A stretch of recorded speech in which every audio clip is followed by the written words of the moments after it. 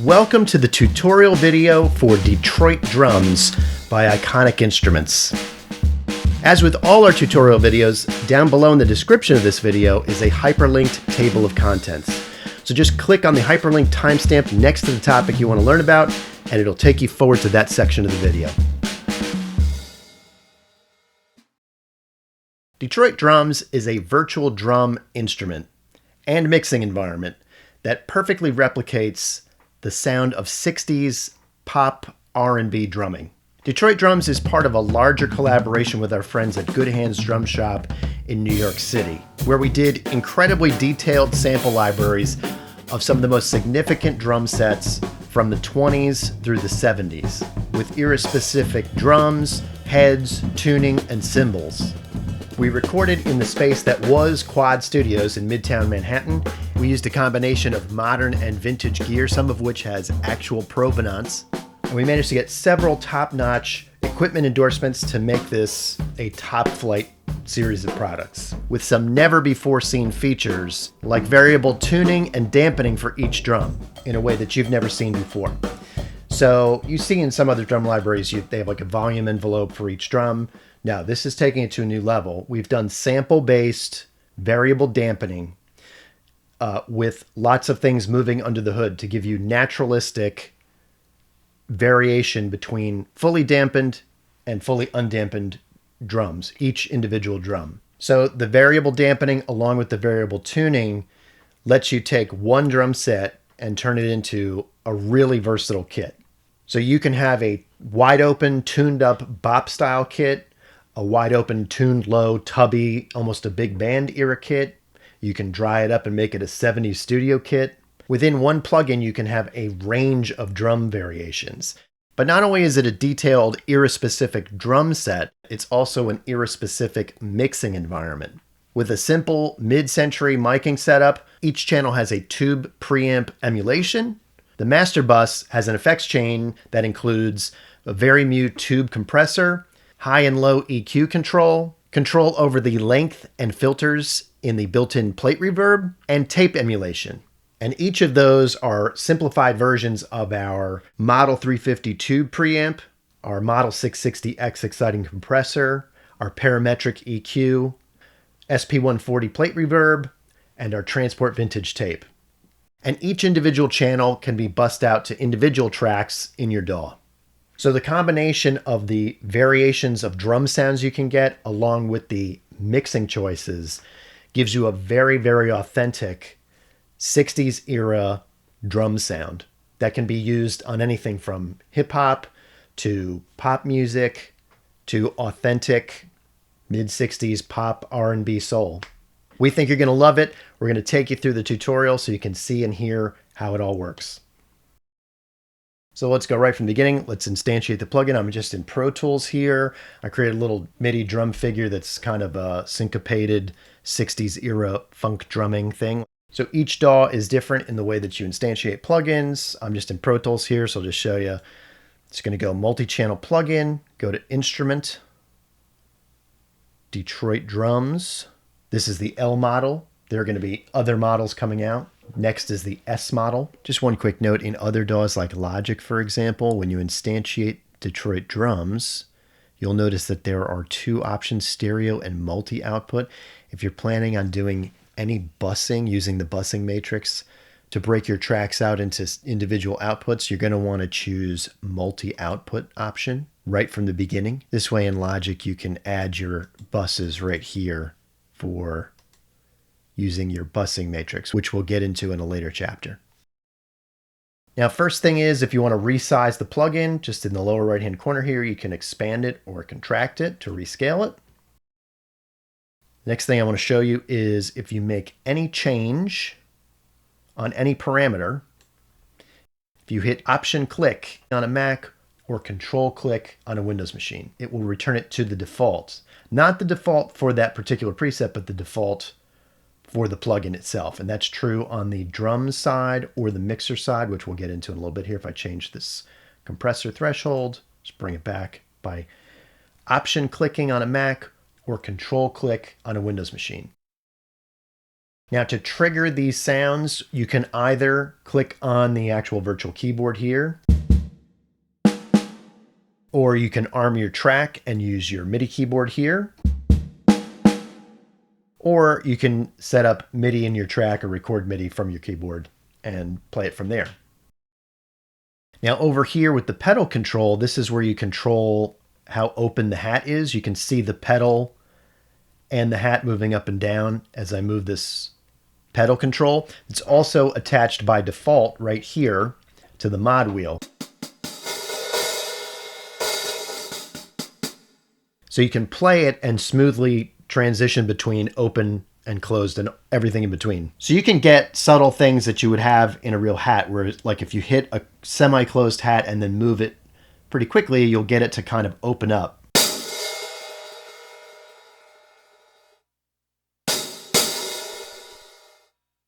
And vice versa. But the one thing you should know is that if you take the pedal and close it all the way down and hit a completely closed hat, it will cut off all the other permutations, because you don't want to have a quickly ending closed hat and then have it go sweep into an open hat sound. You know, like a tz, deadness and then wah. You don't want that. So even down here, you can get a little opening as you move the pedal.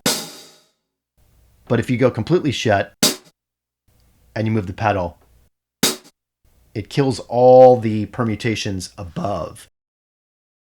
So there are two key mapping options. There's general MIDI and there's chromatic. In chromatic, you have all the permutations that were recorded for the Detroit drums. General MIDI adheres to general MIDI mapping, so it's a little bit more limited. So let's just go over the chromatic so you can see everything. On the far left here, on note C, you have hi-hat clasp, or some people call that chip. Just when you, without hitting the cymbal, you step on the pedal and clasp the two hats together. On C sharp, you have tip shoulder, so that's the tip of the drumstick hitting the shoulder of the cymbal. So that's the brightest, kind of pingiest sound of the three stick permutations. The note D is the shank shoulder permutation. So that's the shank of the stick, which is right about there, kind of the weightier part of the stick, hitting the shoulder of the hi-hat. And then finally, D sharp is shank edge. So this is the weightiest permutation. The shank of the stick hitting the very edge of the hi-hat. Next, we get to the bass drum. So there's two permutations. There's recoil beater, where you hit the bass drum and let it recoil. So it's got a little bit longer of a note. So recoil beater is on note E. And then here's the buried beater is the second permutation. That's on F. That's where you press the beater into the head and you leave it there. It sort of chokes off the sound, gives it a little bit more overtone richness. Now with the snare, we have several permutations. So center is on F sharp, halfway is on note G, and then the snare outside edge hit is on G sharp. And then rim shot is on A, cross stick, where you take the butt of the stick, leave it on the head, and clack the outside rim, is on A sharp. And then finally we have rim click, where you take the sticks and hit against the rim itself. And the rim click permutation is on note B. Next we have the rack tom. So there's three permutations there. Center, halfway, and edge. Those are on notes C, C sharp, and D. Same thing with the floor tom. Center, halfway, and edge. Those are on notes D sharp, E, and F. And then when we get to the cymbal, there are five permutations. We start with tip bell, which is on F sharp, shank bell on G, tip shoulder on G sharp, shank shoulder on A, and finally shank edge on A sharp.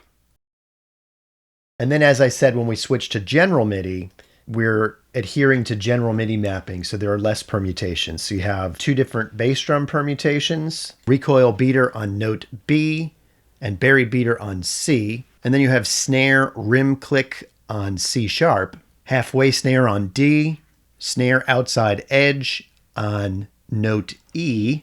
And the three black keys here are tip shoulder on the hi-hat, note F sharp, hi-hat clasp on G sharp, and then A sharp is shank edge. And then here on G, you have the floor tom. We're just using the halfway permutation. Over here on D, we have the rack tom halfway permutation. And then finally, C sharp is shank edge on the cymbal. On D sharp, you have tip shoulder. And then on F, you have bell tip. And then finally, you can turn the round robining on or off. With round robin off, it's the same sample every time you hit the key. It's multi-sampled in terms of velocity, but it plays that same set of samples over and over again. It saves on processing, but it does create more consistency, which may or may not be desirable depending on what kind of track you're making. If you want it to be more naturalistic, like you're playing a real drum set, you should go with the round robining on because there's some slight variation. It cycles through, it round robins through a multitude of samples on every drum and cymbal. So there are two main windows here in the Detroit drums. There's the drums control panel, and then there's the mixer panel over here, just by clicking on the word drums or mixer. So across the top here, you have your tuning and dampening controls for each drum and cymbal. Of course, there's only dampening for the drums, not for the cymbals. Let's just have a listen to what that sounds like. We'll use that shank edge permutation. So you can bring it all the way down to make it much beefier and make it sound like a bigger cymbal, or bring it way up and make it sound like a smaller cymbal. So let's just check out the snare. I'll show you the tuning and dampening here. You can tune it down and make it much tubbier, more like a 50s snare drum, or you can bring it way up and have it exaggerated. Kind of like a later 60s, or that's even a little bit beyond that. That's almost like a piccolo snare. And let's take a listen to the dampening. But first, I'm going to just very quickly turn off the effects, turn off the reverb, so we hear just the drums themselves. So let's completely undampen these toms. Fully dampened. And let's find the in-between spots. So you get a wide range of dampening, and you can dial in what you want. You can find those middle areas that give you a little bit of that overtone set without having it just ring on for too long, or you can dry it up completely, however you want to use it. Now, as I said, this is a simple 60s miking setup. So typically in the 60s, you would have done your overhead as your main picture of your drum set, and then you would augment that with typically an outside kick drum mic to give it a little bit more woolliness from the bass drum, because you kind of miss that from the overhead. And then if you had a third channel, you might go with a snare mic either underneath to get the really snappy sound of the snare, to bring back some of the brightness, to kind of emphasize that you might not get from the overhead setup. Sometimes people went with the top, sometimes people went with the side of the shell. But we went with the kind of extremes, the woolliness of the outside of the kick and the snappiness of the underside of the snare. But for our overhead, we did a single overhead that's straight over the kit as your overall picture. And we did a kind of asymmetrical second overhead mic. So kind of an over the shoulder, kind of like a Glyn Johns setup, but kind of like a Recorder Man setup, where you measure the distance from the snare to the overhead capsule down to where the bass drum beater meets the bass drum, and then you rock that string back along a line so that both mics are equidistant from the center of the snare and the center of the bass drum. And what this does is it phase aligns the kick and snare, and it also puts them right in the middle of the stereo field. And then your toms and cymbals feel off to the sides. So it's a really unique setup, and it's a great kind of modern version of the Glyn Johns setup. Now you can go in and just use just the overhead and pan it right up the middle and do mono drums if you want, the way they would have in the 60s, or you can use this stereo overhead setup. Now let's take a look at the mixer panel, which is where a lot of the fun is. So I'm going to put it back to the standard preset that it starts with, which is clean balanced. Okay, so this is pretty clean, except a little bit of reverb on here. But let's just take a look here. So first of all, along the bottom here, you have the faders for each channel. So here you have your outside kick mic, your under snare mic, then you have your overhead, the one I described that's straight above the kit. Then the fourth channel is the over shoulder mic. right here. Now over here on the right, you have your reverb return, your fader for your reverb return. So you can set your overall level of your reverb coming back in. And then finally on the far right here, you have your overall mix bus volume. And again, just like I mentioned in the beginning, if you option click any of these parameters on a Mac or control click on a PC, it will return it to the default value. There is a mute and solo for each one of these channels here, right on the fader. There's a mute and solo for the reverb, which is really convenient. This way you can audition just the reverb. That helps you dial in the color of your reverb, the settings of your reverb, or mute it so you can just listen to just the drums. And of course, there's no mute or solo on the mix bus. That's just always on, provided that you have everything routed to the mix bus, which we'll get to at the end with the routing matrix over here. So up above here in the mix consolette, the top row as labeled here with the dymo, you have your drive settings. So you can add tube distortion to your outside kick mic, your under snare mic, your overhead or over shoulder. You can also add drive to your reverb to give it a different timbre. And conveniently, you can also add it to the mix bus, so you can just do one global drive that covers everything. It's actually kind of interesting, though, if you mess around with putting distortion on, say, just the under snare. It gives it a different color than the kind of clean snappiness that comes through. So it's fun to mess with that, or just on the kick drum mic. These tube preamp emulations are a light version of our Model 350 tube preamp. And each channel's distortion is shaped specifically for that channel. For example, the bass drum has the high pass filter rolled up to about 100 hertz to avoid the explosive low end from the kick mic. The second row on the mix consolette is the reverb send. So you can send just from the snare, for example, or you can send it right here just from the overall mix. So it's like a global send. And then finally, on the third row here, you have panning for each channel. For your kick, snare, overheads by default are panned hard left and right. And then when you get to the panning of the reverb and the mix bus, they're actually not pan. You can see here it's labeled width. So when it's off to the far right, the width is at 100%. And then if you want to narrow it, say you want mono reverb return, you just bring it all the way back to minimum. And same with the mix bus. If you want to bring in the stereo field, you can conveniently do that right here and even make it 100% mono just by pulling that back. Up above here, you have the meter for each of these microphones. So your outside kick, your snare, and then your overheads here. And then finally, your mix level is on this far right meter here. Now up above is your mix bus effects strip. Now over here on the far left is your power switch for the effects chain here. The only thing that's not affected by this power switch is the reverb, because the reverb is set from your send here and it's returned here on your console. So this actually does not turn off the reverb. This only affects the compressor, the EQ, and the tape effect plugin. If you want to turn on and off the reverb, you can just mute it here.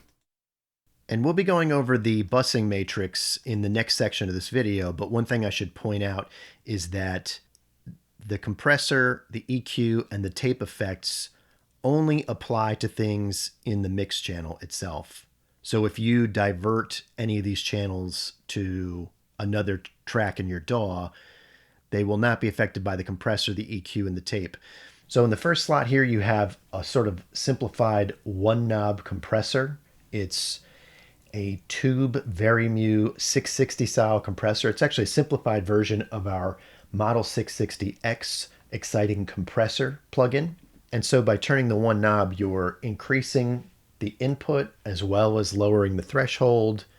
There's also a simple high and low shelf here, which is a simplified version of our parametric EQ. Next, we have the reverb, which is a steel plate. This is a simplified version of our SP140 plate reverb, which has the same kind of tail length all the way up to 6 seconds and all the way down to about 50 or 60 milliseconds here.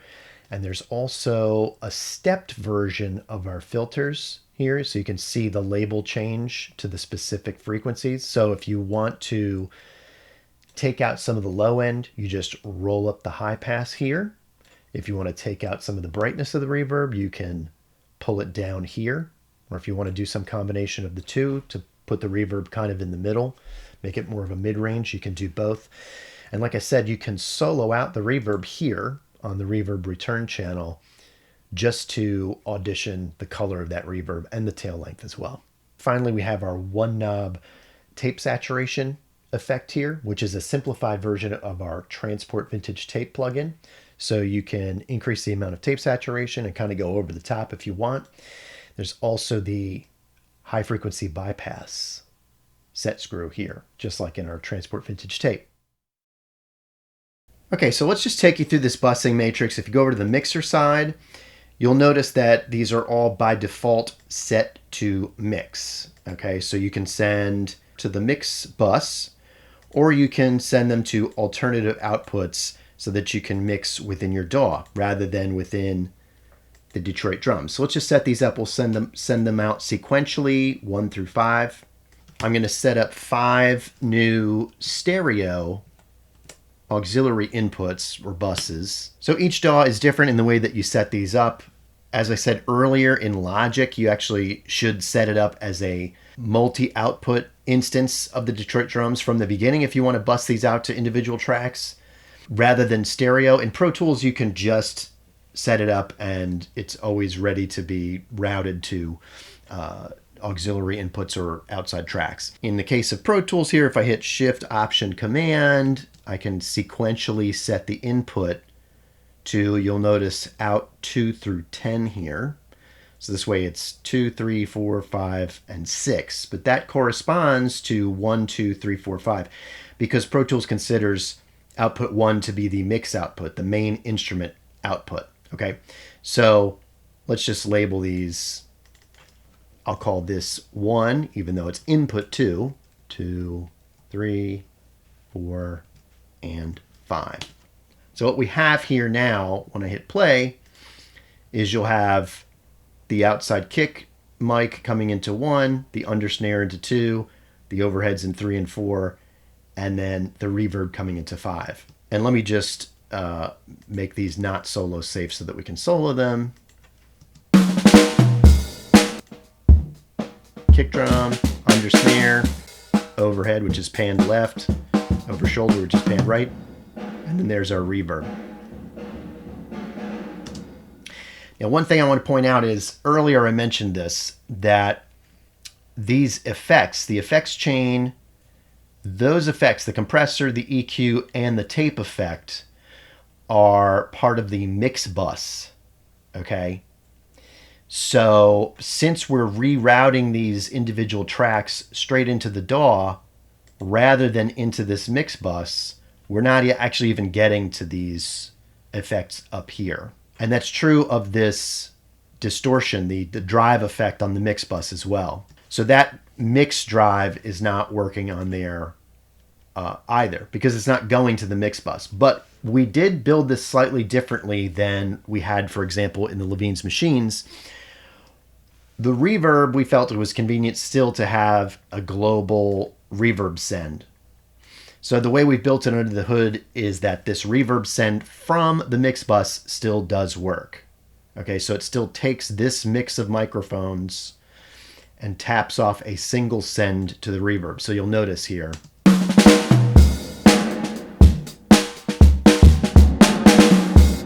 So it's worth pointing out, I know there's a lot of moving pieces here, but the reverb is something a little bit different than these other effects for the mix bus.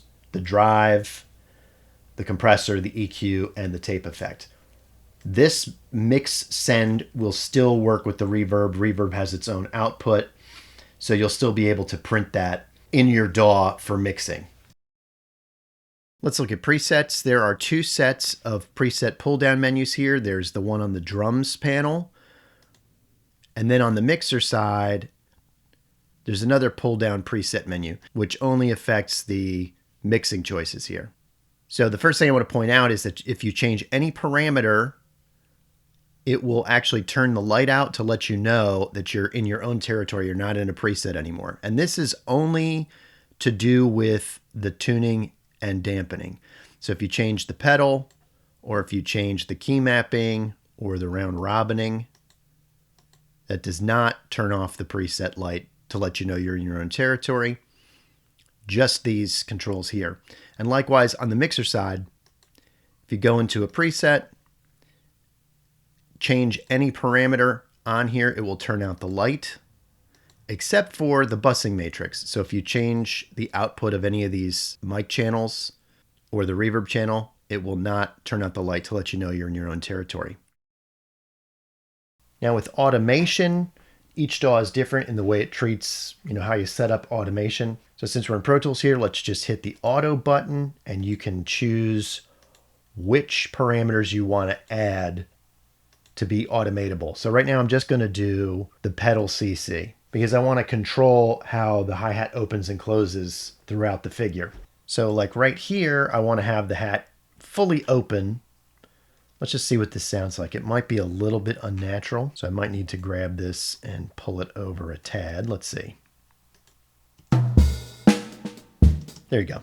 So you can see right here, the pedal's at 0, and then it opens fully up and then clasps back down. So you'll see it move in the hi-hat and the pedal itself, as well as the pedal parameter here.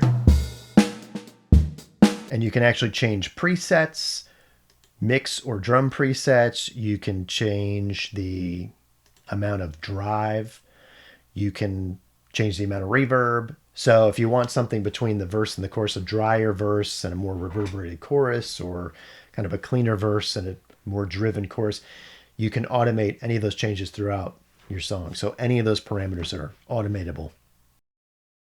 As I said, we're going to be expanding the Detroit drums line. We're going to be adding many more drum libraries as we go that are of different eras. We're going to do ones that have nothing to do with era, that are just full coverage with every mic open, so you can kind of make it like it's in a modern studio and dial in your own sound. So please keep an eye out. Please email us with any questions. And as always, thanks for checking out Iconic Instruments.